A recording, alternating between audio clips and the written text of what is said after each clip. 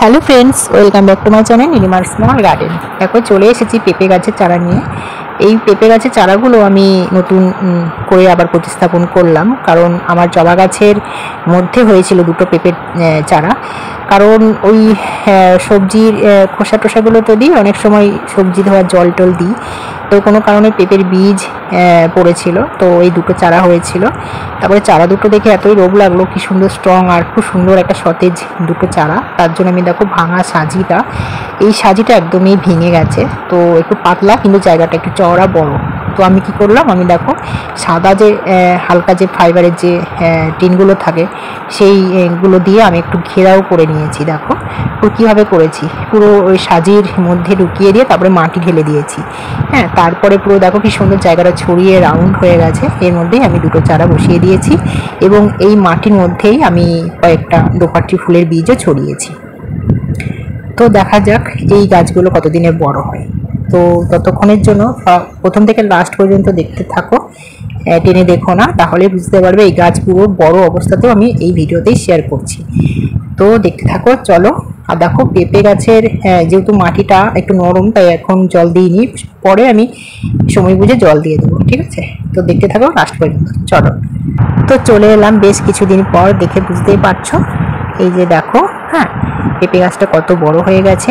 আর দোপাটি ফুলের বীজ ছড়িয়েছিলাম, দেখো সেই চারাগুলো কিন্তু অনেকটাই বড় হয়ে গেছে। আর এই গাছগুলো বড় হওয়াতে টবটা ভেঙে যাচ্ছে আস্তে আস্তে, মানে ওই বৃষ্টির জল পড়ে তারপরে এমনি গাছের জল দেওয়া হয়, সেই প্লাস্টিক না অনেকদিন যেহেতু সেই ফুলের সাজিটা পুরো ভেঙে গেছে। হ্যাঁ, নিচের পার্সেন্টটা একদমই নষ্ট হয়ে গেছে। তার জন্য এখান থেকে আমি চেঞ্জ করবো, জায়গাটা চেঞ্জ করব। তো চলো, আমি কেমন জায়গায় বসাবো সব আজকের ভিডিওতেই আমি শেয়ার করছি। তো তার আগে দেখো গাছগুলো দেখে নাও, কি সুন্দর দোপাটি ফুলের গাছ হয়েছে। এবং দেখো এই যে পেঁপে গাছ ও দোপাটি ফুলের গাছ আমি যেটাতে বসাবো, এই জিনিসটা আমি আগেও শেয়ার করেছি। আমি এর মধ্যে আলু চাষ করেছি, তারপরে মূলো বসিয়েছিলাম, সেটা এখন সেগুলো সব তুলে ফেলে দিয়ে এখন আবার নতুন করে ওই যে একটা বক্স করেছিলাম, কাগজেরই বক্স, দেখে বুঝতেই পারছো। সেই বক্সের মধ্যে আমি কতগুলো বিচেলি আছে শুকনো পাতা মাতা দিয়ে তারপরে ভরে দেবো, তারপরে ওপরে আমি মাটি দেবো। চলো আমি কিভাবে এই বক্সটা আমি রেডি করছি গাছের জন্য, সেটা আমি সব শেয়ার করছি। চলো দেখো, পুরো গাছের জবা গাছ যে কোনো গাছ আমার গার্ডেনে সব গাছেরই যখন রিপোর্টিং করার পরে যে শিকড় বাকড়গুলো থাকে, সেগুলোই দেখো, এগুলো সেই শিকড়গুলো তো নরম শিকড় শুকিয়ে যাচ্ছে, হাত দিলে টানলেই ছিঁড়ে যাচ্ছে। এই শিকড়গুলো পর্যন্ত আমি বক্সটার মধ্যে দিয়ে দিলাম, দেখে বুঝতেই পারছো। এরপরে যা দেবো, দেখো শুকনো পাতা আছে, শুকনো পাতা দিচ্ছি, শুকনো নরম যে ডালপালাগুলো আছে সবই আমি এটাতে ইউজ করছি। তো একে একে এখন আমি দিয়ে দেব। দেখো বালতিতে আমি সব মানে জড়ো করে রেখেছি। টমেটো গাছ ছিল, সেই যেগুলো শুকিয়ে গেছে সেইগুলো, এবং এগুলো সবই আমার বাগানেরই সব পাতা, হ্যাঁ, পাতা গাছ শুকনো এইসব। হ্যাঁ, তো দেখো পুরো হাফ বক্স আমি ভরে নিলাম এগুলো দিয়ে। এরপরে আমি দেব, চলো, মাটি। ঠিক আছে, কাঁচা জিনিস কিছু দেব না, কাঁচা পাতা নেই এখানে, সবই শুকনো। ঠিক আছে, এইভাবেই আমি পেঁপে গাছটা এর মধ্যে বসাবো, কারণ পেঁপে গাছ যতটা বড় জায়গা লাগবে ততটাই ভালো। হ্যাঁ, তো আমার কাছে বড় জায়গা বলতে এটাই আছে কাগজের, আর দেখি কতদিনে হয়। হ্যাঁ, তো তারপরে আবার এটা পাল্টাতেও হবে, কারণ যতদিন এই বক্সটা ভালো আছে ততদিন কিছু না কিছু বসিয়ে রাখি, ছিঁড়ে গেলে নষ্ট হয়ে গেলে আবার নাই জায়গা চেঞ্জ করব, ঠিক আছে? তো দেখো এরপরে আমি মাটি একে একে দিয়ে দিচ্ছি। হ্যাঁ, এরকমভাবে মাটি দিতেই থাকবো।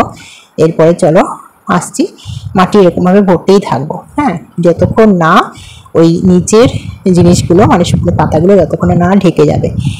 এবার মোটামুটি ঢেকে গেছে, এবারে চলো গাছটাকে বসাই। তো গাছটাকে আমি এক হাতে আমি কী করে তুলবো, চলো সেটাই দেখাচ্ছি তোমাদেরকে।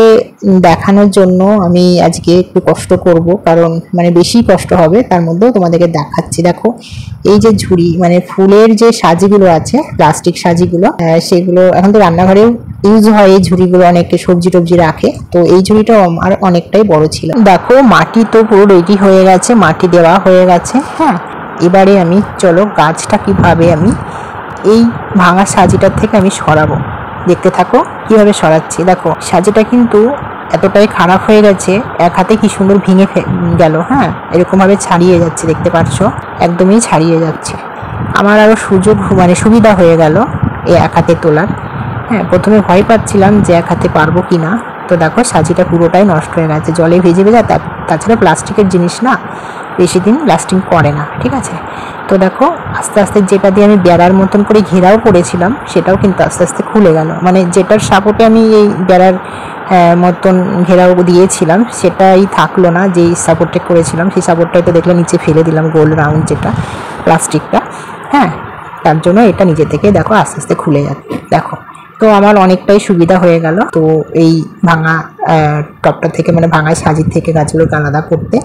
এখন একটাই ভয় যে এই গাছগুলো যখন আমি হাতে ওঠাবো, মানে মাটি সমেত, তখন না ছেড়ে যায়, যেহেতু মাটিটা একদম কিন্তু শক্ত না। শক্ত হলে পরে মাটি ভাঙবে না, মাটি যেহেতু ঝুরঝুরে একদম খুব সুন্দর একটা উর্বর মাটি। তো জানি না এটা কিভাবে কি করব, তবে দেখতে থাকো প্রথম থেকে লাস্ট পর্যন্ত। দেখো প্লাস্টিক টিনটা তো আমি ফেলেই দিলাম নিচে, আর পুরো একদম সাইড বরাবর দেখো পুরো একদম ভেঙে ভেঙে যাচ্ছে।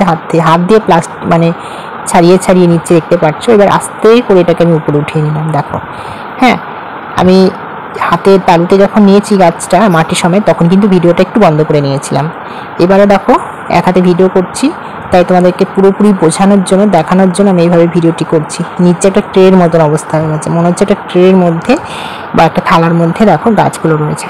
অসাধারণ লাগছে দেখতে, তাই তোমাদেরকে এই অবস্থায় এইভাবে দেখিয়ে দিচ্ছি। কিন্তু এই জিনিসটা করার সময় কিন্তু খুবই কষ্ট হচ্ছিল, অনেকটাই বড় গাছ আর অনেকটা মাটি এক হাতে নিয়ে এক হাতে ভিডিও, মানে ভীষণ কষ্টের মধ্যে গাছটা এইটুকু ভিডিও করতে পেরেছি, জাস্ট তোমাদেরকে দেখানোর জন্য, ঠিক আছে।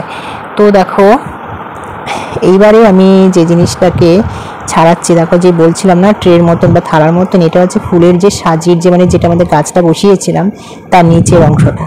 হ্যাঁ, ওপরের অংশগুলোতে নেট জাল জাল থাকে, সেগুলো এই জন্য তাড়াতাড়ি ভেঙে নষ্ট হয়ে গেছে। আর এই নিচের অংশটা যেহেতু অনেকটাই স্ট্রং ছিল, তার জন্য নিচেরটা ছিল। তো দেখো নিচের অংশটা আমি কীভাবে ছাড়াচ্ছি। আর এইখানে 2 হাত লাগিয়েছি দেখে বুঝতেই পারছো, কারণ আমি মোবাইলটা আমার পায়ের মানে দুই হাঁটুর মাঝখানে নিয়ে তারপরে ভিডিওটা করছি, তাই আস্তে আস্তে ছাড়াচ্ছি। তাই দেখো ভিডিওটা সম্পূর্ণভাবে দেখাতে পারছি যে কিভাবে আমি ওই গাছের যে নিচের অংশে যেই প্লাস্টিকটা কিভাবে ছাড়াচ্ছি। হ্যাঁ, এই ভিডিওটা কিন্তু আমি সম্পূর্ণই একা করছি, এটা কিন্তু একা করা সম্ভব না, তবুও আমি একা করছি জাস্ট তোমাদের জন্য, তোমাদেরকে দেখানোর জন্য, ঠিক আছে। তো দুই হাঁটুর মাঝখানে চেপে ধরে রেখে ভিডিওটি করছি। দেখো খুব সুন্দরভাবে ছাড়িয়ে নিলাম, আর হাতের উপরে দেখো গাছটাকে তুলে নিয়েছি, দেখে বুঝতেই পারছো। দেখো পুরো গাছ কীভাবে হাতের তালুর মধ্যে আমি রেখে নিয়েছি। হ্যাঁ, পুরো কত কষ্ট করে আমি ভিডিওটি করছি। তো এবারে আস্তে আস্তে এই যে মাটি রেডি করে রেখেছিলাম এই কাগজের বক্সটাতে, সেটার মধ্যে আস্তে করে বসিয়ে দিলাম, ঠিক আছে। দেখো দেখে মনে হচ্ছে না কি কত ইজি ব্যাপার, কিন্তু একদমই না বন্ধুরা, খুবই কষ্ট এই জায়গাটাতে। তো দেখো ফাইনালি গাছ বসানো হয়ে গেছে। একটু আমি মানে কি বলবো, একটু আমি স্বস্তি পেলাম, যতক্ষণ না গাছটা আমার হাতের থেকে নামাতে পারছিলাম ততক্ষণ একটা অস্বস্তি ভাব হচ্ছিল। তাও আমি এখন দেখো গাছটা পুরো জায়গা মতন বসিয়ে দেওয়ার পরে আমি একটু শান্তি পেলাম।